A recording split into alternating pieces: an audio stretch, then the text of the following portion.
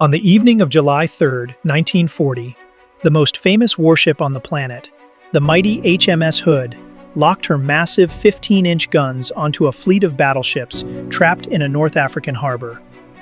The gun crews were sweating in the brutal summer heat. The firing bells rang, the order was given, and thousands of pounds of high explosives screamed through the air, turning the harbor into a slaughterhouse of burning oil and tearing steel. Within 3 minutes, a battleship exploded, vaporizing hundreds of sailors instantly. But the ships the Hood was destroying did not belong to Nazi Germany. They didn't belong to fascist Italy. They belonged to France. They were Britain's closest allies. This is the grim, heavily sanitized story of the HMS Hood in the desperate summer of 1940. Before she met her legendary, tragic end at the hands of the Bismarck, the pride of the Royal Navy was forced to carry out one of the most ruthless and agonizing executions in modern military history. To understand how the British Navy found itself firing on its own friends, you have to understand the absolute, chaotic desperation of Britain in the spring of 1940. In April, Germany launched a lightning invasion of Norway. The British War Cabinet was caught completely off guard. They were so stretched for resources, and the tactical situation was so dire, that they literally had to pull sailors off the HMS Hood while she was docked in Plymouth and send them to fight as ground infantry in the freezing Norwegian snow. It was a complete operational farce. The 250-man expeditionary force included seamen who had never fired a rifle in their lives. The naval officers had no idea how to handle their .45 caliber sidearms. The logistics were so broken that many of the sailors didn't even have military boots. They wore civilian shoes and tried to hide them under their green canvas gaiters. They dragged along an ancient 3.7-inch howitzer that was a veteran of peacetime parades, hoping the single gunner's mate assigned to them actually knew how to fire it. Midshipman Ian Brown later admitted that the Royal Marines looked at the sailors with tolerance bordering on condescension. It was less of a military operation and more of a desperate improvisation. By the time they landed in Norway, the Luftwaffe was already bombing the settlements to ashes. The British forces were pushed into the forests and caves, hiding from German paratroopers. When the evacuation order finally came, the men of the Hood had to push their only artillery piece straight off a cliff just to keep it out of German hands. The Norwegian campaign was a total fiasco. As one sailor put it, "So ended our efforts at playing soldiers." But the comedy of errors in Norway was about to be eclipsed by a true psychological nightmare in the Mediterranean. By June 1940, the unthinkable happened. France fell to the Nazi blitzkrieg. For the British Admiralty, this wasn't just a political tragedy, it was a mathematical death sentence.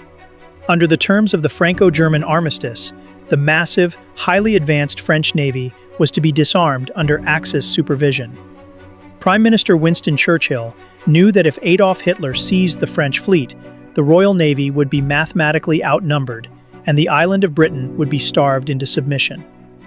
Churchill created Force H, an independent, heavily armed strike group based in Gibraltar, commanded by Vice Admiral Sir James Somerville. Its flagship? The HMS Hood. Their first mission was the most unenviable task ever handed to a British commander. Somerville was ordered to sail to the French naval base at el-Kébir in Algeria, where the core of the French Atlantic Fleet was anchored. He was to deliver a brutal, ticking clock ultimatum to the French Admiral Marcel Gensoul. The options were stark: join the British and continue fighting Germany. Sail to a British port and hand over the ships. Sail to the West Indies and demilitarize. Scuttle the ships right there in the harbor.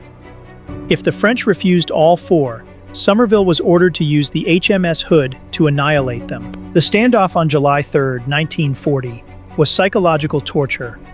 Aboard the Hood, the crew had been at action stations since dawn. They sat by their guns in the sweltering heat.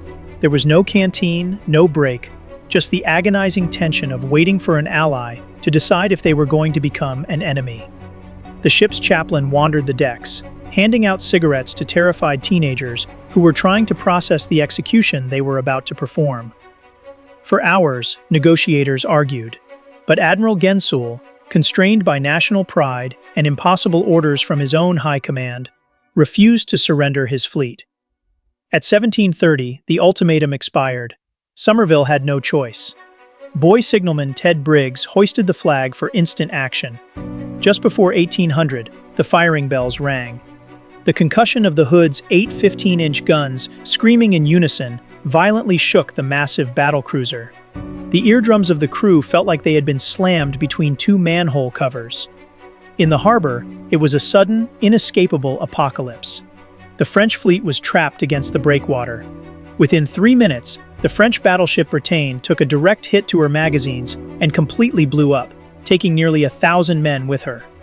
The battleship Provence and the battlecruiser Dunkirk were shredded by the Hood's fire and forced to beach themselves in the shallows. The destroyer Mogador had its entire stern blown off, leaving a smoldering wreck in water that was quickly turning black with oil.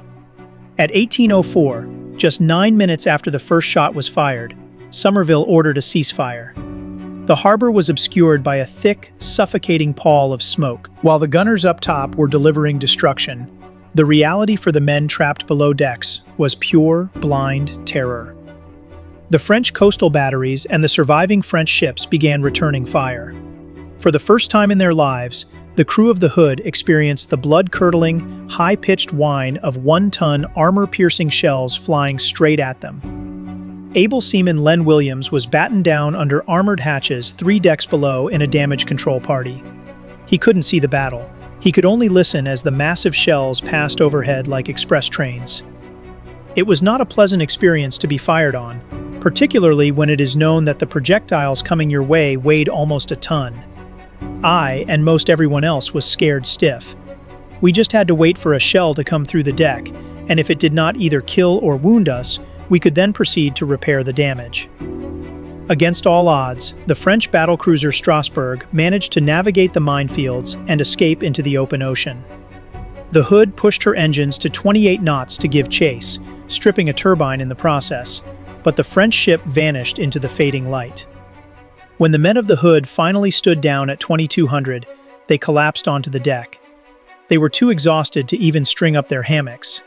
They slept in their anti-flash gear, drained by 60 hours of tension, heat, and slaughter. The Battle of el-Kébir was a tactical victory for Britain, but it was a moral trauma.